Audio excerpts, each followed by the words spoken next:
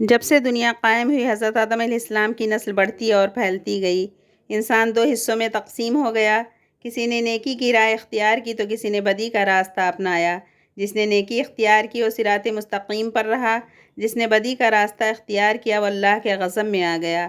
صراط مستقیم پر چلنے والوں کی تعداد ہمیشہ کم رہی، گمراہ انسانوں کی تعداد ہمیشہ زیادہ رہی۔ ان گمراہ لوگوں کو راہ راست پر لانے کے لیے اللہ کے نبی آتے رہے۔ حضرت آدم علیہ السلام کے زمانے کے بڑے عرصے بعد اللہ نے حضرت نوح علیہ السلام کو بھیجا۔ آپ پر 10 صحیفے نازل ہوئے تھے۔ حضرت نوح علیہ السلام اللہ کے نبی تھے۔ آپ کو آدم ثانی بھی کہتے ہیں۔ آپ کے زمانے میں بھی گمراہی پھیلی ہوئی تھی۔ صرف چند لوگ ہی نیک تھے، اکثریت گمراہ لوگوں کی تھی۔ آپ نے اپنی قوم کو راہ راست پر لانے کے لیے تبلیغ شروع کی۔ وہ لوگ ہر قسم کی برائیوں میں مبتلا تھے۔ چوری، بے ایمانی، امانت میں خیانت، جھوٹ بولنا، شرمناک کام کرنا، ماں باپ کی خدمت نہ کرنا، کمزوروں کو حقیر سمجھنا، غریبوں کو دھتکارنا، جھگڑا کرنا، قتل کرنا، دوسرے کا مال چھیننا عام بات تھی۔ امراء اور سرداروں کا طبقہ غریبوں کو پریشان کرتا تھا۔ اس کے علاوہ وہ لوگ بتوں کی پوجا کرتے تھے، بتوں کو خدا کا درجہ دے رکھا تھا۔ ان کا خیال تھا کہ اگر بت کی پوجا نہ کی جائے تو بت ناراض ہو جائیں گے۔ ان کے نزدیک جو بت کی پوجا نہیں کرتا وہ جاہل اور احمق ہے۔ انہوں نے 4 بت بنا رکھے تھے جن کے نام تھے عود، سوا، یغوث، نصر۔ حضرت نوح علیہ السلام اپنی قوم کو دعوت حق دیتے، اچھے کاموں کے کرنے کا حکم دیتے، برے کاموں سے روکتے۔ وہ کہتے کہ بتوں کی پوجا نہ کرو، صرف ایک اللہ کی عبادت کرو جو سارے جہان کا پروردگار ہے۔ وعظ و نصیحت کے غرض سے ایک روز آپ نے ضیافت کا اہتمام کیا۔ ضیافت میں ہر حیثیت اور طبقہ کے لوگ شریک تھے۔ آنے والے مہمانوں میں غریب بھی تھے، امیر اور سردار بھی تھے۔ صاحب حیثیت اور سردار غریبوں کے ساتھ اٹھنا بیٹھنا پسند نہیں کرتے تھے، انہیں حقارت سے دیکھتے تھے، نفرت کرتے تھے۔ لیکن حضرت نوح علیہ السلام نے سب کو یکجا اکٹھا کر دیا۔ لوگوں نے ضیافت کا اہتمام کا سبب پوچھا تو دریافت کیا۔ آپ نے فرمایا، بھائیو، ہماری قوم کے لوگوں میں بگاڑ پیدا ہو گیا ہے۔ سب سے بڑی خرابی یہ ہے کہ طاقتور طبقہ کمزوروں پر حاوی ہوتا جا رہا ہے۔ جو کمزور ہیں وہ بھی ہمارے ہی بھائی ہیں۔ تم غریبوں کے ساتھ اٹھنا بیٹھنا پسند نہیں کرتے، تم ان سے نفرت کرتے ہو، اور ان میں جو بھوکا ہوتا ہے تم انہیں کھانا نہیں کھلاتے، اور اگر کوئی پیاسا تم سے پانی مانگتا ہے تو تم پانی نہیں پلاتے، اگر کوئی بیمار ہو جاتا ہے تو تم ان کی عادت نہیں کرتے، تم اپنے ماں باپ کی خدمت نہیں کرتے، دوسروں کا مال ناجائز طور پر کھاتے ہو، دوسرے کی ملکیت پر قبضہ کرتے ہو۔ یہ تمام شیطانی کام ہیں۔ اس کے علاوہ تم اپنے ہاتھوں سے بنائے ہوئے بتوں کی پوجا کرتے ہو۔ یہ بت تو تمہاری ہی طرح کے مخلوق ہیں اور یہ تو تم سے بھی کمتر ہیں۔ یہ کہاں کی عقل مندی ہے؟ میں تمہیں ایک بڑے عذاب کی خبر دینے آیا ہوں۔ مہمانوں میں سے ایک نے کہا، عجیب شخص ہے، ہمیں کہنے چلا ہے کہ ہم اپنے معبودوں کو چھوڑ دیں، عبادت نہ کریں۔ حضرت نوح علیہ السلام بولے، میں یہ نہیں کہتا کہ عبادت چھوڑ دو، عبادت کرو صرف اس ہستی کی جس نے ساری دنیا پیدا کی، جو مارتا اور جلاتا ہے۔ ایک نے کہا، نوح، تو ایسا کیسے کہہ رہے ہو کہ ہم اپنے معبودوں کے خلاف باتیں سننے کے لیے آئے ہیں؟ ہم تو وہ کرتے ہیں جو ہمارے باپ دادا کیا کرتے تھے۔ آخر میں لوگ مجلس سے اٹھ کر جانے لگے۔ ایک مرتبہ حضرت نوح علیہ السلام ایک راستے سے گزر رہے تھے کہ ایک بوڑھا نظر آیا۔ وہ بہت ہی لاغر تھا، چلنے کی تاب نہیں تھی اس میں۔ حضرت نوح علیہ السلام نے دریافت کیا کہ تم اس حال میں راستے میں کیوں پڑے ہوئے ہو؟ کیا تمہارا کوئی گھر نہیں ہے؟ بوڑھے نے جواب دیا کہ میرے 7 بیٹے ہیں، انہوں نے بڑھاپے کے سبب مجھے گھر سے نکال دیا ہے، میرے پاس کھانے کے لیے کچھ بھی نہیں ہے۔ حضرت نوح علیہ السلام انہیں اپنے گھر لے گئے اور کہا کہ تم اس گھر میں رہو، میں تمہیں کھانا دیا کروں گا۔ آپ نے دعا کی تو ایک اجنبی شخص گھر میں داخل ہوا اور اس کے ہاتھ میں ایک دسترخوان تھا، اس میں ہر قسم کے کھانے تھے۔ اس نے حضرت سے فرمایا، کھانا میں آپ کے مہمان کے لیے لایا ہوں، اسے کھلا دیں۔ اس نے کہا کہ اللہ کسی کو کبھی بھوکا نہیں سلاتا۔ وہ بوڑھا حضرت نوح علیہ السلام پر ایمان لے آیا۔ ایک روز آپ ہدایت کے غرض سے گھر سے نکلے اور ایک بلند مقام پر کھڑے ہو گئے اور بولے، لوگوں میں نیکی کی طرف بلا رہا ہوں، اللہ نے مجھے نبی بنا کر بھیجا ہے تاکہ میں تم لوگوں کو ہدایت کروں۔ میرا کہا مان لوگے تو فائدے میں رہو گے۔ تم لوگ ماں باپ کی خدمت کیا کرو، انہیں گھر سے نہ نکالو، انہیں تکلیف مت دو، ضرورت مندوں کی ضرورت پوری کرو، یتیموں، بیواؤں اور محتاجوں کی مدد کیا کرو، بیماروں کی عیادت کرو۔ ہر کمزور طاقتور کا محتاج ہوتا ہے۔ بات بات پر لوگوں کی جان نہ لو، یہ کام خدا کو پسند نہیں ہے۔ اگر تم سب اللہ کے احکام پر عمل کرو تو تمہارے لیے کثرت سے تم پر بارش بھیجے گا، مال اور اولاد میں ترقی دے گا، تمہارے لیے نہریں بہائے گا۔ نوح علیہ السلام ہر ایک شخص کے پاس جا کر ہدایت کرتے، کبھی کبھی اجتماع سے خطاب بھی کرتے۔ ایک مرتبہ ایسا بھی ہوا کہ حضرت نوح علیہ السلام ایک راستے سے گزر رہے تھے تو کچھ لوگوں نے آپ کا راستہ روک لیا اور مارنے کے در پر ہو گئے۔ کچھ لوگوں نے پتھر بھی برسائے۔ ایک شخص آگے آیا اور لوگوں سے کہا، تم انہیں کیوں مار رہے ہو؟ انہوں نے تمہارا کیا نقصان کیا ہے؟ تو لوگوں نے کہا، یہ ہمارے بتوں کے خلاف باتیں کرتے ہیں جبکہ ہم عبادت کرتے ہیں۔ ایک اور شخص نے کہا، یہ کہتا ہے کہ میں نبی ہوں، اللہ نے مجھے نبی بنا کر بھیجا ہے۔ یہ تو ہم ہی جیسا انسان ہے، یہ کھاتا پیتا ہے، کام کرتا ہے، اس کے پاس دولت بھی نہیں ہے۔ خدا کو اگر نبی بنانا ہوتا تو کسی سردار اور امیر آدمی کو نبی بناتا۔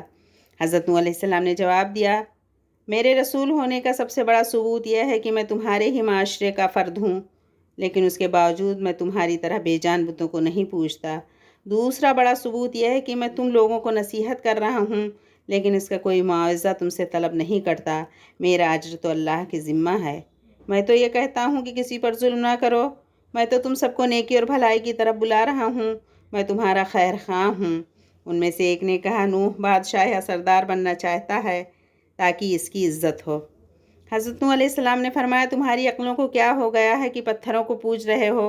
اے قوم، اللہ کی عبادت کرو، وہی عبادت کے لائق ہے۔ اللہ کے سوا کوئی معبود نہیں ہے۔ جب تم اللہ پر ایمان لاؤ گے تو تم برائی سے دور رہو گے۔ نہ میں بادشاہ بننا چاہتا ہوں، نہ ہی سردار بننا چاہتا ہوں، میں تو صرف نیکی کی طرف بلا رہا ہوں۔ کیا تم نہیں دیکھتے کہ اللہ نے چاند اور سورج پیدا کیے، چلنے کے لیے فرش بنایا اور تمہیں نعمتیں دیں؟ حضرت نوح علیہ السلام نے جب یہ باتیں کہیں تو لوگوں نے کانوں میں انگلیاں ٹھونس لیں، ایک لفظ بھی سننے کے لیے تیار نہیں ہوئے۔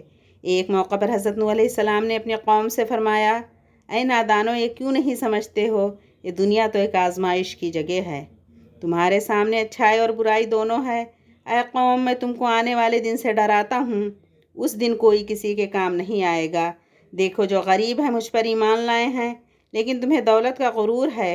اے قوم، غریبوں کے ساتھ حسن سلوک سے پیش آؤ، ننگوں اور بھوکوں کا خیال رکھو۔ ان میں سے ایک سردار نے غرور اور تکبر سے کہا، فرض کرو کہ ہم تمہاری بات مان لیتے ہیں، کیا تم پر ایمان لا کر غریب اور 2 ٹکے کے لوگوں کے ساتھ مل جائیں جو تمہارے ساتھ ایمان لائے ہیں؟ ایسا ہرگز نہیں ہو سکتا۔ وہ آپ کو ذلیل کرنے کی کوشش کرتے، مذاق اڑاتے، آوازیں کستے، منہ پھیر لیتے، گالیاں دیتے، مارنے کی کوشش کرتے، بلکہ ایک روز مارا پیٹا بھی تھا۔ لیکن آپ نے صبر کا دامن ہاتھ سے نہ چھوڑا، بلکہ اپنا کام جاری رکھا۔ آپ کی بیوی اور آپ کا بیٹا بھی منکرین اور کافروں میں ہی تھا۔ حضرت نوح علیہ السلام نے دعا کی، اے میرے رب، میرے پروردگار، میں نے اپنی قوم کو رات دن سمجھایا، حق کی طرف بلایا، میرے بلانے پر وہ زیادہ دور بھاگتے رہے۔ میں نے اعلانیہ اور خفیہ سمجھایا تو انہوں نے کانوں میں انگلیاں ٹھونس لیں۔ اللہ تعالیٰ نے حضرت نوح علیہ السلام کو وحی بھیجی کہ ایک کشتی بناؤ اور ظالموں کے بارے میں کچھ نہ بولو۔ اللہ کے حکم کے مطابق آپ نے کشتی تیار کرنا شروع کی۔ کچھ لوگوں نے مذاق کرتے ہوئے پوچھا، اے نوح، یہ کیا بنا رہے ہو؟ آپ نے بتایا کہ میں ایک کشتی تیار کر رہا ہوں کیونکہ اللہ کی طرف سے عذاب آنے والا ہے۔ اللہ نے جو ڈھیل دے دی ہے وہ ختم ہو رہی ہے۔ جب وقت آئے گا ہر طرف پانی ہی پانی نظر آئے گا۔ صرف وہی بچے گا جو اس کشتی میں سوار ہوگا۔ جو بت پرستی سے توبہ کرے گا، گناہوں سے معافی مانگے گا، اسی کو اس کشتی میں جگہ ملے گی۔ لوگ بولے، اے نوح، یہ زمین تو خشک ہے، ایسے آثار بھی نہیں ہے کہ اتنا پانی ہو جائے کہ کشتی تیرنے لگے۔ نوح کا تو دماغ چل بسا ہے۔ حضرت نوح اس قسم کی باتوں سے بالکل مایوس ہو چکے اور اصلاح کی کوئی امید ہی نظر نہیں آ رہی تھی۔ جب کشتی بن کر تیار ہو گئی تو لوگ کشتی میں غلاظت پھینک دیتے۔ کشتی میں کوئی ایسی جگہ نہیں تھی جہاں غلاظت نہ ہو۔ کافر غلاظت پھیلانے کے لیے کشتی کے اندر جایا کرتے تھے، یہ ان کا معمول بن چکا تھا۔ ایک مرتبہ ایک کوڑھ کا مریض بھی اپنے ناپاک مقصد کے ساتھ کشتی کے اندر گیا۔ اس کے سڑے ہوئے جسم کے ایک حصے پر کچھ غلاظت لگ گئی۔ کچھ دیر بعد اس نے دیکھا جہاں غلاظت لگی تھی وہ حصہ اچھا ہو گیا۔ اب اسے حیرت ہوئی کہ یہ کیا ماجرا ہے، آخر غلاظت سے کس طرح شفا ہو سکتی ہے۔ پھر وہ کشتی کے اندر داخل ہوا اور غلاظت پوری طرح سے سارے جسم پر مل لیا تو دیکھا کہ وہ بالکل تندرست ہو گیا۔ یہ بات کوڑھ کے مریضوں کے اندر پھیل گئی تو سب نے کشتی کے اندر داخل ہو کر غلاظت ملنا شروع کر دیا۔ اس طرح پوری کشتی پاک و صاف ہو گئی۔ حضرت نوح علیہ السلام نے اللہ سے دعا کی، اے رب، لوگوں نے میرا کہنا نہیں مانا، ایسے شخصوں کی پیروی کی جن کے مال اور اولاد نے ان کو زیادہ ہی نقصان پہنچایا۔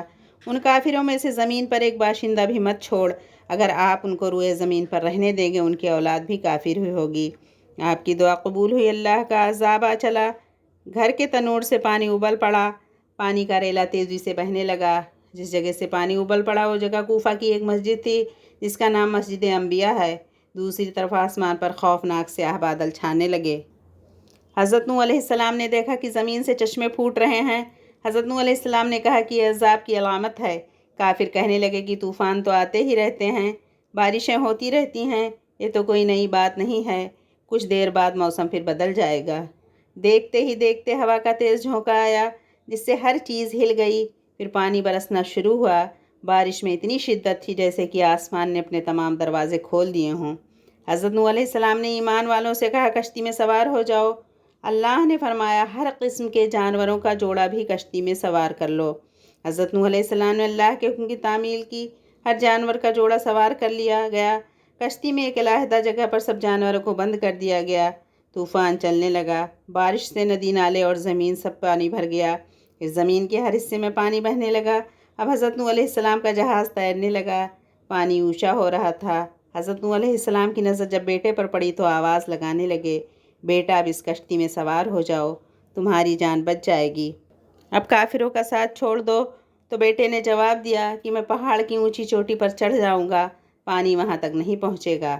تب حضرت نوح علیہ السلام نے اللہ سے اپنے بیٹے کے بارے میں سفارش کی، میرا بیٹا ڈوب رہا ہے تو میرے ہی خاندان کا ہے، تیرا وعدہ سچا ہے۔